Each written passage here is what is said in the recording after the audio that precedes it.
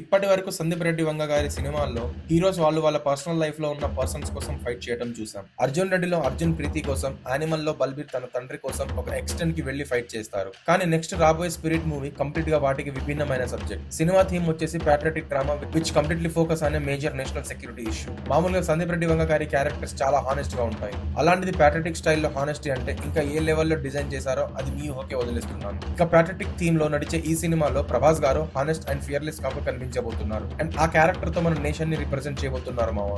Movie మొత్తం high octane actions తో పాటుగా స్ట్రాంగ్ డ్రామా ఉంటుంది అని చెప్తున్నారు మేకర్స్. మన తెలుగులో ఉన్న స్టార్ హీరోస్ అందరూ పోలీస్ క్యారెక్టర్స్ చేసేశారు, ఒక ప్రభాస్ గారు తప్ప. ఎప్పటి నుంచో ప్రభాస్ ఫ్యాన్స్ కి ఉన్న డిజైన్ ఇప్పటికి ఇలా తీరుతుంది. కానీ రియల్లీ వర్త్ వెయిటింగ్ మిత్రమా. నార్మల్ గా నాకు సందీప్ రెడ్డి వంగ గారి రైటింగ్ అంటే చాలా ఇష్టం. అలాంటిది ఒక హానెస్ట్ కాప్ గా ప్యాట్రియాటిజం తో క్యారెక్టర్ డిజైన్ అంటే లిటరల్లీ చెప్తుంటేనే గూస్ బంప్స్ వస్తున్నాయి మావా. మరి స్పిరిట్ ప్యాట్రియాటిజం థీమ్ అని విన్నాక మీకేమనిపించిందో కింద కామెంట్ లో రాసేయండి. అండ్ అందరూ బాగుండాలి, అందరూ సినిమా ఉండాలి.